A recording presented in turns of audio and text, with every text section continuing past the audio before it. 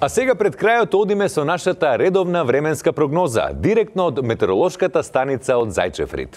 Ацо, никако не е редовна и не од Зајчеврид, туку временската прогноза ни доаѓа од Кале. Да погледнеме.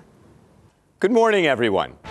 In the coming days, North Macedonia will experience mainly stable and calm weather.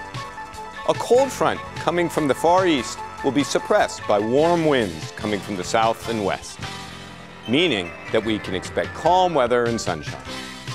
Occasional local showers are possible, especially at the higher elevation. Therefore, we recommend you carry an umbrella with you at all times to protect you from the hazardous weather. Ацо, бе, не ова Бейли? Не бе, чув дека се пензионирал човекот? Не бе, човек, сигурно сум дека Looking ahead, spring is always nice for taking a walk in nature. And we can expect many nature lovers to crisscross the country during April and May. Our projections are for calm weather and good conditions. That is, warm temperatures and cold heads. Е, сега ќе опрашам. Excuse me, sir, are you Jazz? Yes, it's me.